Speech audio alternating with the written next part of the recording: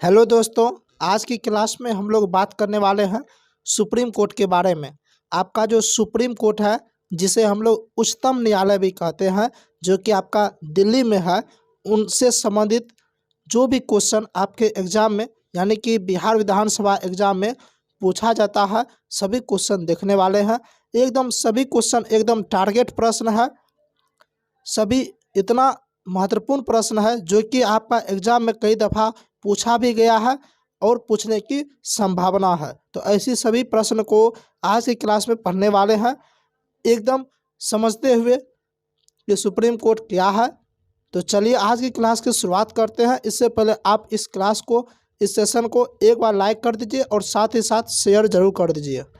तो आज का जो पहला क्वेश्चन है कि कौन सा अनुच्छेद कहता है कि भारत का एक सुप्रीम कोर्ट होगा। देखिए, कई स्टूडेंट को ये मालूम नहीं होता है कि सुप्रीम कोर्ट को ही जो है आपका उच्चतम न्यायालय बोला जाता है। कौन सा उच्चतम न्यायालय बोला जाता है? सुप्रीम कोर्ट को ही। ये बात भी जो है आप लोग जान लीजिए। और कई दफ़ा एग्जाम में पूछा जाता है, ऑप्शन में सुप्रीम कोर्ट नहीं रहेगा, ऑप्शन में उच्चतम न्यायालय रहेगा, तो आपको उच्चतम न्यायालय को सही करना है। समझ गए? तो कौन सा अनुच्छेद कहता है? तो अनुच्छेद 124 कहता है कि भारत का एक उच्चतम न्यायालय होगा, भारत का एक सुप्रीम कोर्ट होगा। अगर इसका बात करें तो संविधान के भाग 5 तथा अनुच्छेद 124 से 147 के बीच जो है सुप्रीम कोर्ट के विषय में जानकारी प्रदान करता है। देखिए, आपको यहाँ पे सिर्फ दो बात याद रखना है कि संविधान के कौन सा भाग, संविधान के भाग 5 के अंतर्गत आता है, और अनुच्छेद 124 से 147 आपको याद रख लेना है। तो आप ऑप्शन देखते ही आप जो है टिक कर दीजिए, यानी कि आप सही कर पाइएगा क्वेश्चन को। चलिए नेक्स्ट क्वेश्चन देखते हैं।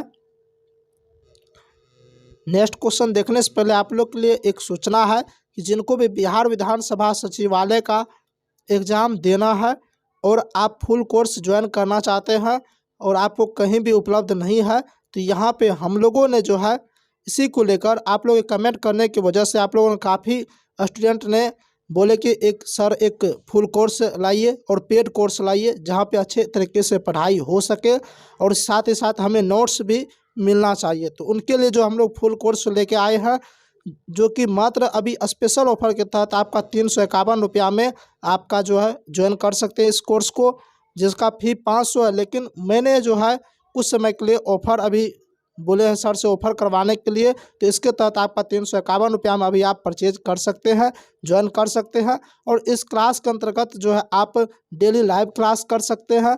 साथ ही साथ उस क्लास का आपका रिकॉर्डेड वीडियो उपलब्ध रहेगा। आप रिकॉर्डेड वीडियो भी जब चाहे जितनी बार चाहे देख सकते हैं और इसकी वैलिडिटी आपका जो है एग्ज़ाम तक रहने वाला है। तो इसमें जो है इस क्लास के अंतर्गत आपका प्रैक्टिस सेट करवाया जाएगा। साथ ही बात करें वीकली टेस्ट होगा और इसके अंतर्गत जो आपका प्रीवियस ईयर क्वेश्चन का पीडीएफ मिलेगा और उसका डिस्कशन और वीवीआई क्वेश्चन का पीडीएफ मिलेगा, उसका भी डिस्कशन करवाया जाएगा। और जो भी आपका डाउट रह जाता है क्लास के अंतर्गत, कोई भी क्वेश्चन नहीं समझ पाते हैं, तो स्पेशल आपका डाउट क्लास भी रहेगा। तो ये सभी सुविधाएं जो आप इस क्लास के अंतर्गत, इस कोर्स के अंतर्गत आप प्राप्त कर सकते हैं, आपको मिलने वाला है। तो इसके लिए आप लोग को जल्दी से जल्दी इस कोर्स को ज्वाइन कर लेना है। और इसका जो सीट जो है लिमिट सीट है, जिसमें लगभग जो है लगभग कुछ विद्यार्थी जो है लगभग आप बोल सकते हैं सीट आपका 100 तक सीट लिमिट है। मैं 100 सीट को लिमिट कर देता हूं। आपका 100 सीट लिमिट है, 100 सीट तक ही ये ऑफर रहने वाला है। और इस क्लास की शुरुआत की बात करें तो ये क्लास आपका 1 फरवरी से शुरू होने वाला है। तो इसलिए आप लोग जो है इस क्लास को जल्दी से ज्वाइन कर लीजिए। और जिनको ये क्लास नहीं चाहिए तो आप मात्र पीडीएफ जो है 99 रुपया में पीडीएफ परचेज कर सकते हैं।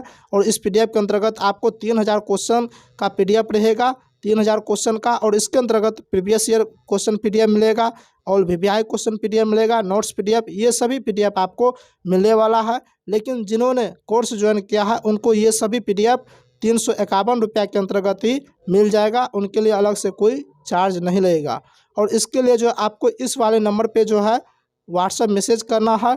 जिनको पीडीएफ चाहिए आप पेमेंट करके स्क्रीनशॉट सेंड कीजिए इस नंबर पे, तो आपको जो है पीडीएफ मिल जाएगा। और जिनको कोर्स ज्वाइन करना चाहिए या कोर्स के बारे में अधिक जानकारी के लिए आप इस नंबर पे जो है व्हाट्सएप मैसेज करके जानकारी प्राप्त कर सकते हैं, कोर्स ज्वाइन कर सकते हैं।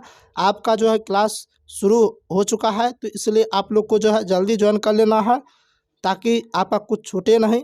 चलिए नेक्स्ट क्वेश्चन देखते हैं। क्वेश्चन नंबर 126, सुप्रीम कोर्ट का गठन कब हुआ था? देखिए सुप्रीम कोर्ट की बात करें तो सुप्रीम कोर्ट का गठन आपका 28 जनवरी 1950 को हुआ था।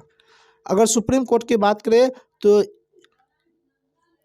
अनुच्छेद 124 में जो है भारत का एक सुप्रीम कोर्ट होगा, ये बात कहता है। और इसी अनुच्छेद के प्रावधान के तहत ही सुप्रीम कोर्ट का गठन भी किया गया था 28 जनवरी 1950 को। भारत के सुप्रीम कोर्ट की पूर्ववर्ती संस्था जो थी, यानी कि इससे पहले जो संस्था थी भारत के सुप्रीम कोर्ट के स्थान पे, वो संघीय न्यायालय थी। अगर आपसे ये पूछा जाएगा कि संघीय न्यायालय की स्थापना कब हुआ था, तो संघीय न्यायालय का स्थापना आपका 1937 ईस्वी में हुआ था, भारत शासन अधिनियम 1935 के तहत। लेकिन आपसे पूछा जाएगा सुप्रीम कोर्ट या उच्चतम न्यायालय का गठन, तो 28 जनवरी 1950 को टिक लगाना है। वर्तमान में सुप्रीम कोर्ट में 34 न्यायाधीश है। अगर हम न्यायाधीश की बात करें, जब 1950 ईस्वी में सुप्रीम कोर्ट का गठन हुआ था तो उस समय न्यायाधीश की संख्या 8 हुआ करती थी। कितना? न्यायाधीश 8 हुआ करता था, जिसमें एक मुख्य न्यायाधीश होता था और 7 जो आपका अन्य न्यायाधीश होता था। धीरे धीरे जब सुप्रीम कोर्ट में काम का दबाव बढ़ता गया तो न्यायाधीशों की संख्या में भारत की संसद ने समय समय पर इजाफा करते गया। तो 34 न्यायाधीश में एक आपका मुख्य न्यायाधीश है और 33 आपका अन्य न्यायाधीश है। सुप्रीम कोर्ट के न्यायाधीश बनने की योग्यता के विषय में जानकारी कौन सा अनुच्छेद देता है? तो अनुच्छेद 124 का गौ देता है। अनुच्छेद 125 जो है सुप्रीम कोर्ट के न्यायाधीश के वेतन भत्ता और पेंशन की जानकारी देता है। अगर इसकी बात करें, वेतन भत्ता जो मिलता है भारत के संचित निधि से मिलता है और भारत की संसद के द्वारा दिया जाता है। क्वेश्चन नंबर 128 है, सुप्रीम कोर्ट के मुख्य न्यायाधीश का वेतन कितना होता है? तो 2,80,000 रुपया जो है सुप्रीम कोर्ट के मुख्य न्यायाधीश का होता है। एक होता है मुख्य न्यायाधीश, एक होता है न्यायाधीश। तो मुख्य न्यायाधीश का वेतन जो आपका 2,80,000 होता है और अन्य न्यायाधीश का वेतन 2,50,000 होता है। भारत का सुप्रीम कोर्ट या उच्चतम न्यायालय कहाँ स्थित है? तो दिल्ली में स्थित है। और इसके बारे में जानकारी जो है अनुच्छेद 130 देता है। यानी कि अनुच्छेद 130 कहता है कि सुप्रीम कोर्ट का स्थान यानी जगह के बारे में वर्णन करता है अनुच्छेद 130। भारत में जो न्यायिक व्यवस्था जो है त्रिस्तरीय प्रणाली वाला व्यवस्था है, जिसमें सर्वोच्च स्थान पे जो है भारत का सुप्रीम कोर्ट को माना जाता है। अगर इसकी बात करें योग्यता के बारे में, नेक्स्ट क्वेश्चन देखते हैं। क्वेश्चन नंबर 130 है, भारत के सुप्रीम कोर्ट के प्रथम मुख्य न्यायाधीश कौन थे? तो हीरालाल जे कानिया थे। कौन थे? हीरालाल जे कानिया। और सबसे अधिक दिनों तक बात करें सुप्रीम कोर्ट के मुख्य न्यायाधीश के पद पर रहने का रिकॉर्ड जो है यशवंत विष्णु चंद्रचूड़ के नाम दर्ज है। यहाँ पे देखिए, अगर आपसे योग्यता के बारे में पूछेगा, यहाँ पे एक क्वेश्चन छूट रहा है योग्यता के बारे में, जो कि हम ऐड करवा देंगे कि सुप्रीम कोर्ट का अगर न्यायाधीश बनने के क्या क्या योग्यता है, तो वो भारत का नागरिक होना चाहिए, कम से कम जो है 5 वर्षों तक एक या एक से अधिक उच्च न्यायालय में यानी हाई कोर्ट में न्यायाधीश के तौर पर काम किया हो, किसी भी राज्य के हाई कोर्ट में न्यायाधीश के तौर पे 5 वर्ष में किया हो, या कम से कम जो है वो 10 वर्षों तक जो है एक या एक से अधिक उच्च न्यायालय में हाई कोर्ट में अभिवक्ता के तौर पर काम किया हो, या राष्ट्रपति की नज़र में अगर वो विधि का ज्ञाता हो, तो ये तीनों में से कोई भी एक प्रावधान जो है वो पालन करता है, तो उसे जो है भारत के सुप्रीम कोर्ट का न्यायाधीश नियुक्त किया जाता है। तो नेक्स्ट क्वेश्चन देखते हैं। क्वेश्चन नंबर 131 है, किस अनुच्छेद के तहत जो है भारत का एक यहाँ पे महान नहीं होगा, महानियंत्रक महालेखा परीक्षक होगा? मतलब यानी कि किस अनुच्छेद के तहत भारत का एक नियंत्रक महालेखा परीक्षक होगा? यहाँ पे जो हम लोग सुप्रीम कोर्ट से संबंधित जो भी क्वेश्चन था, जो भी ऐसा क्वेश्चन लग रहा था कि आपके एग्जाम में पूछा जाएगा, सभी क्वेश्चन को देख चुके हैं। अब जो हम नियंत्रक महालेखा परीक्षक के बारे में थोड़ा बहुत जानकारी ले लेते हैं। अगर इसकी बात करें तो अनुच्छेद 148 में इसका वर्णन है, यानी कि 148 से लेकर 151 के बीच में इनका वर्णन है। और इसके विषय में जानकारी भाग 5 देता है, भाग 5 के अंतर्गत ही ये आता है। और 148 क्या कहता है? अनुच्छेद 148 कहता है कि भारत का एक महालेखा परीक्षक नियंत्रक महालेखा परीक्षक होगा, यानी कैग होगा।